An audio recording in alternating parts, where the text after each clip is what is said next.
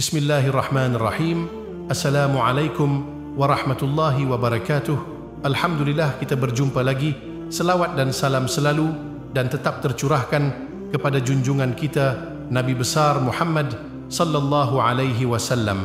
Allahumma syali ala sayyidina Muhammad wa ala ali sayyidina Muhammad. Harapan dan doa saya, semoga saudaraku semuanya selalu diberikan kesehatan, dilapangkan rezekinya, diampuni dosa-dosanya, dan dipanjangkan umurnya. Amin ya rabbal alamin. Sahabat beriman yang dirahmati Allah, ada banyak kisah Nabi, sahabat, dan ulama yang kita bisa jadikan pedoman dalam kehidupan ini. Namun tak hanya itu, kita juga bisa mengerti hikmah dari orang-orang yang berdosa.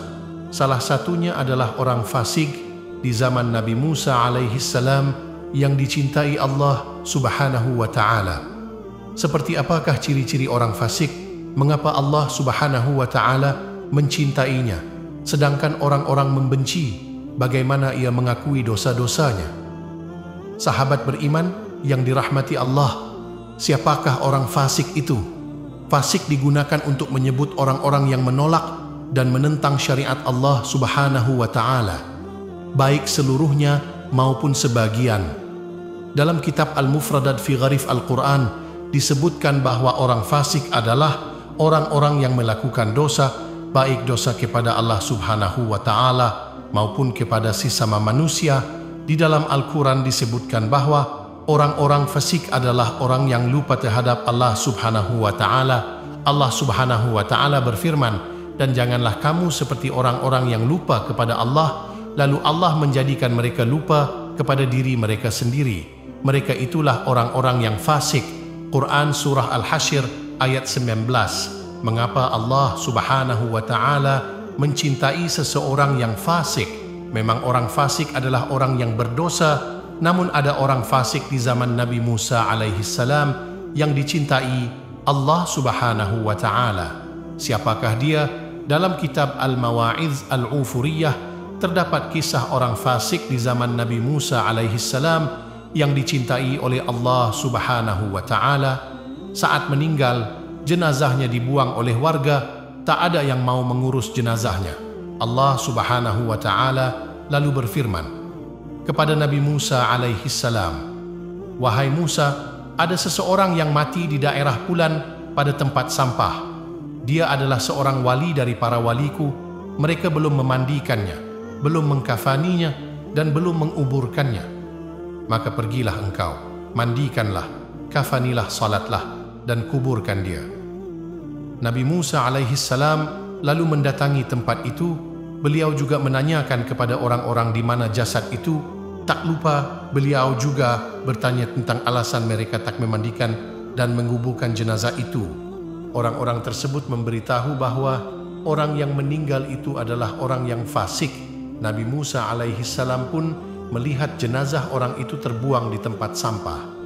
Kemudian beliau bermunajat kepada Allah subhanahu wa ta'ala, "Engkau menyuruhku menguburkan dan menyolatinya, sedangkan kaumnya bersaksi atas keburukannya. Maka engkau lebih mengetahui daripada mereka dengan segenap pujian dan celaan."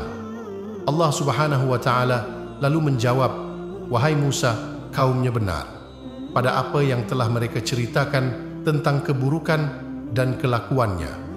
Hanya saja dia memohon pertolongan kepadaku saat kematiannya dengan 3 hal, yang andai kata 3 hal tersebut digunakan untuk memohon pertolongan kepadaku oleh seluruh orang-orang yang berdosa dari ciptaanku, pastilah aku akan mengabulkannya.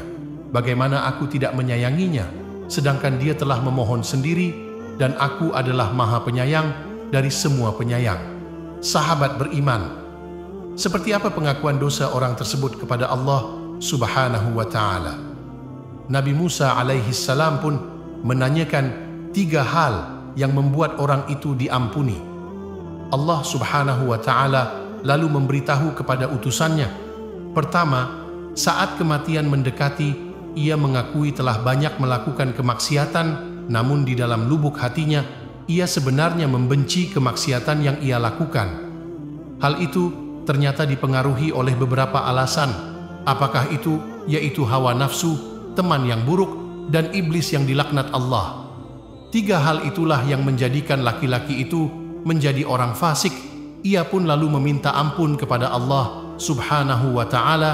Laki-laki itu pun melanjutkan dan mengakui bahwa ia sudah banyak melakukan maksiat. Kedua, dia suka berteman dengan orang-orang yang soleh. Ia lebih suka duduk bersama orang-orang soleh daripada bersama orang fasik. Alasan ketiga, orang tersebut juga mengakui bahwa ia lebih menyukai orang soleh daripada orang fasik. Seandainya ada 2 orang yang memerlukan bantuannya, ia akan mendahulukan kebutuhan orang soleh daripada orang fasik. Allah Subhanahu wa ta'ala pun menjawab doa lelaki itu dan mengampuninya. Allah Subhanahu wa ta'ala berfirman kepada Nabi Musa alaihi salam, "Perkara orang fasik itu aku sayangi, aku ampuni dan aku maafkan. Karena sesungguhnya aku Maha Pemurah lagi Maha Penyayang.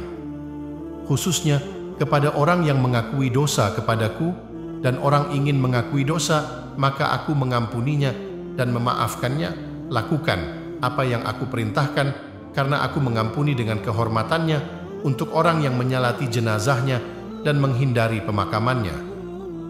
Dalam riwayat Wahab bin Munabbih, orang fasik itu meminta ampun dengan cara yang berbeda.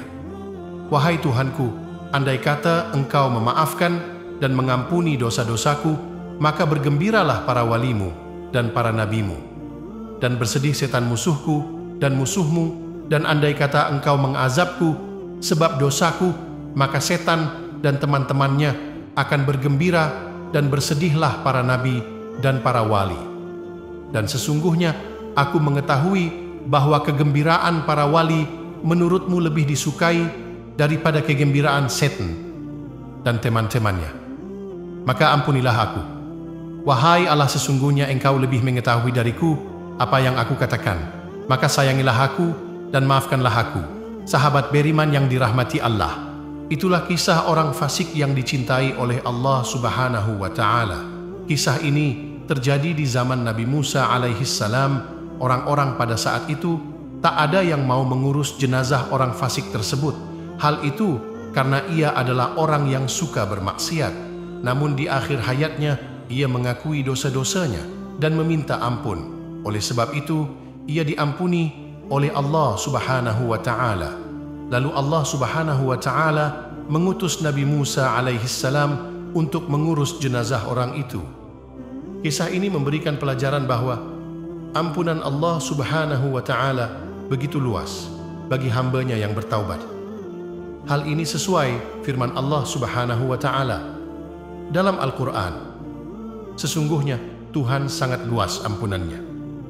Quran Surah An-Najm ayat 32. Wallahu alam bisyawab. Demikian yang bisa saya bagikan. Semoga bermanfaat untuk kita semua. Amin ya rabbal alamin. Wassalamualaikum warahmatullahi wabarakatuh.